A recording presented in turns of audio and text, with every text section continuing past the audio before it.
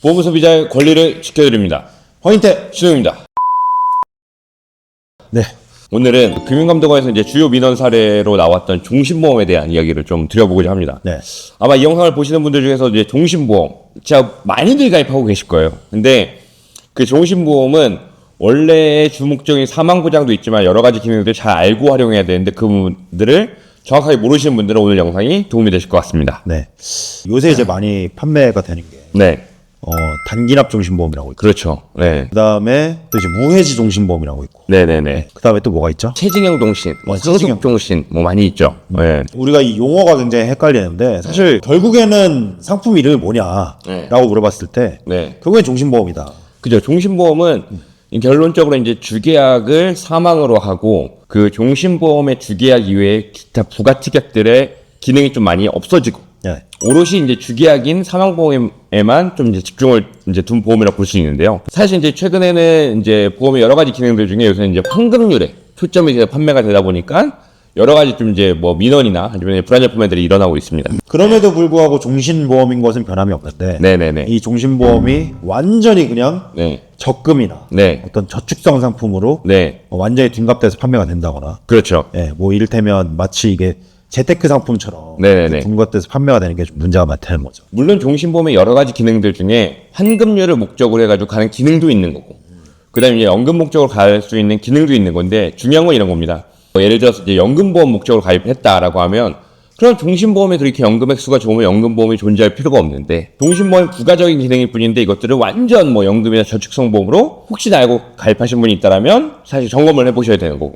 두 번째는 이제 어떤 재테크적 관점에서 환급률에 이제 목적을 두는 경우들은 많이 있는데, 사실 이것들은 이제 금융감독원에서 이제 제재를 많이 가했던 거고, 사실 뭐 매력적인 환급률인 거는 맞아요. 그리고 실제로 뭐 이렇게 판매하시는 분들도 많이 있고, 근데 중요한 건 여기에만 목적을 두고 종신보험을 가입을 했다라면은 사실 종신보험의 원래 사망보장이 얼마인지 이것들이 어떤 기능이 있는지 잘 모르고 가입을 했다라면 사실 중요한 건 끝까지 유지하고 이 보험을 잘 활용하는데 소비자가 이제 여기서 발생되는 어떤 부작용들을 다 안아야 된다라는 거, 이게 이제 좀 문제가 되는 것 같습니다. 네. 보험이라는 건 초장기 상품이기 때문에 네네. 보통 이제 우리 20년 동안 납입하고 뭐 종신트로 보장받는다던가 100세까지 보장받는다던가 네네네. 이런데 이런 최근에 나온 어떤 종신보험의 형태가 네. 뭐 5년 동안 납입하고 7년 동안 납입하고 그다음에 네. 뭐 10년 시점에 네. 해지를 목적으로 두고 있기 때문에 사실 이제 그러려고 만들어진 상품은 아니겠지만 그렇죠, 그렇죠. 이제 그런 형태로 PT가 많이 되기 때문에 고객분들이 많이 이제 오해를 하시고 네. 여기서 또 중요한 것은 보험사에서 얘기하는 뭐 5년이라던가 7년이 도달하기 전에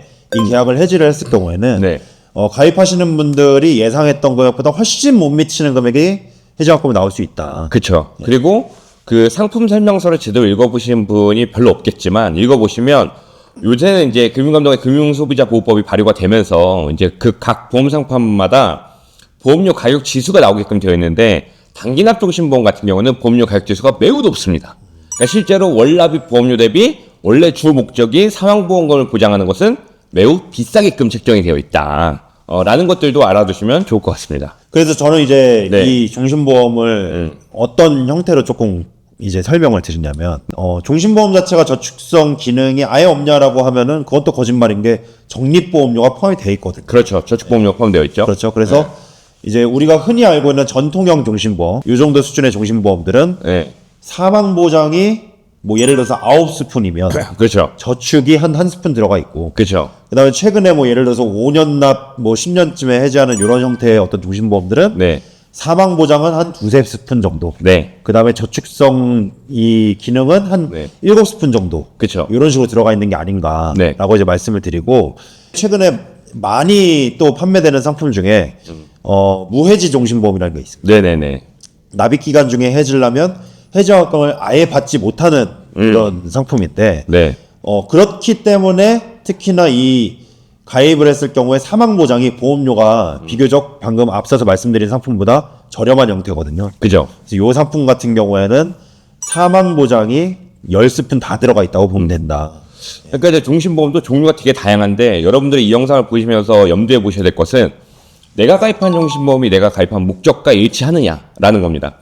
예를 들어 우리가 단기간 뭐 5년에서 10년 사이에 5년 정도의 뭐 저축을 딱 하기 위했다 그러면은 사실 적금 상품 같은 어떤 은행의 저축 상품이 더 맞을 수 있는 것이고, 그 다음에 내가 사망보장만을 목적으로 했다라고 하면 정기보험이나 아까 말씀하신 무해지용신, 상속종신을 불리는 것들, 또는 내가 오랜 기간 가져가면서 이것을 중도 인출하고 추가 납입도 하고 대출도 받으면서 여러 가지 유니버셜 기능을 활용하되 주목적인 사망보장을 가져가겠다라고 한 분들은 이제 유니버셜 종신보험이나 이제 병역종신보험 등을 잘 활용하셔야 되는데, 이 목적의 주목적을 빠지고 부가적인 목적만 가지고 설계사에게 어떤 상품을 가입하셨다면 이번 기회에 한번 꼭 점검해 보셔야 된다라는 말씀을 드리도록 하겠습니다.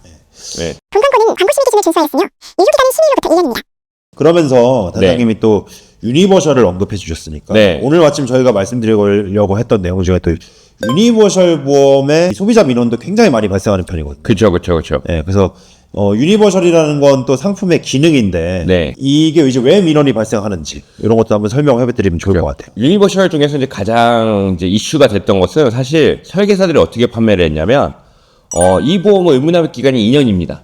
2년만 내시면 상황보장이 유지가 됩니다. 라고 이렇게 잘못 판매했던 경우들이 있는데, 실제 원리적으로 그게 틀리냐? 그것은 아니죠. 맞죠. 맞는데, 2년 동안 내가 보험을 내고 나면, 여기서 위험보험료를 제외하고 이제 저축보험료에 저축이 된 것이 납입이 끝나고 나면 이 저축되어 있는 보험료 중에서 월대체 보험료라고 해서 위험보험료를 이제 대신 납입해주는 형태로 일정 기간은 보장이 유지가 되는데, 이게 영원히 유지되는 게 아니라는 거죠. 결국에는 어떤 금리나 계리상의 적립금이 이제 줄어들게 되면 이제 보험이 자동적으로 이제 해지가 돼버리는 형태가 있었는데, 유니버셜의 이런 이제 맹점들을 충분히 설명하지 않고 납입 기간을 자기 마음대로 이제 컨설팅한 것들.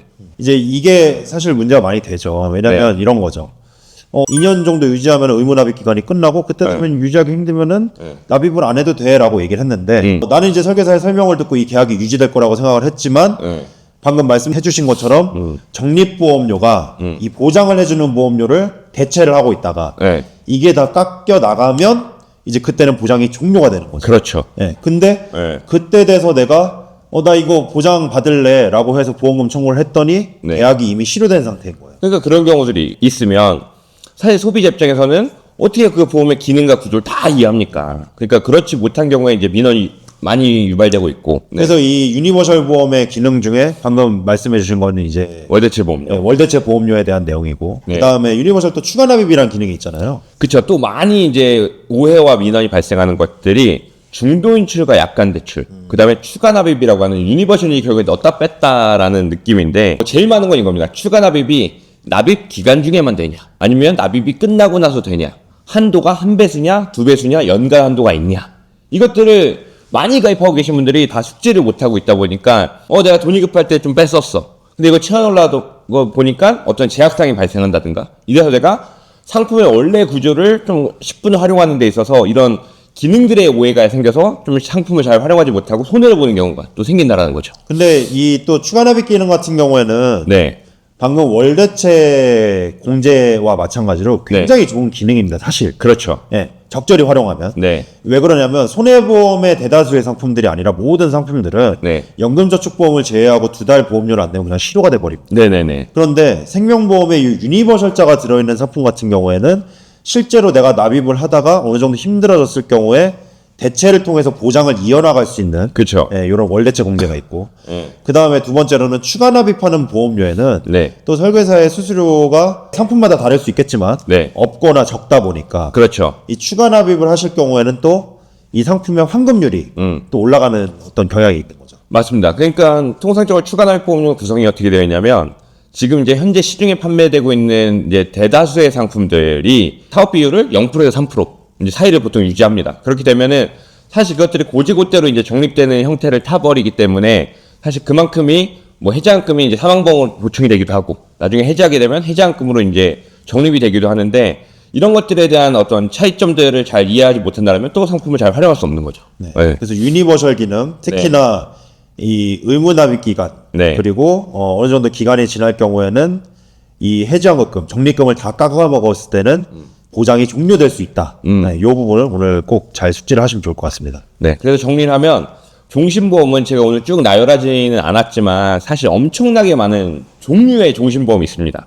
그러니까 종신보험은 죽으면 나오는 거 끝 이게 아니라 이 안에도 이 보험을 유지할 수 있게끔 정말 많은 기능들을 탑재해놨고, 종신보험의 구조에 따라서 사실 중간에 해지환급금이나 어떤 유니버셜 기능이 있냐 없냐가 갈리는데, 이것들을 우리 소비자 입장에서는 정확하게 내 라이프 사이클이나 아니면 나의 어떤 뭐 재정 상황, 어떤 삶을 살아가는 그 생의 주기에 따라서 나한테 꼭 맞는 것을 잘 선택해가지고 목적에 맞게끔 활용을 해야 되는데 잘못 가입한 부분이 있다면 꼭 이번 기회에 점검을 하셔서 좀 올바르게 활용할 수 있는 방법들을 알아보셨으면 좋겠습니다. 네, 그래서 오늘 영상을 보시고 혹시나 내가 가입한 종신보험이 단기납 종신인지 무해지 종신인지 아니면 뭐 유니버셜 종신보험인지 혹은 내가 가입하려고 했던 목적은 이거였는데 이게 맞게 부합하게 가입은 되어 있는지 이런 것들이 궁금하신 분들은 하단에 더보기에 저희가 이제 상담 링크를 남겨놨으니까 그 상담 링크를 통해서 요청을 주시면 저희가 정확하게 분석해서 상담 도와드리도록 하겠습니다. 네, 오늘 여기까지 하도록 하겠습니다.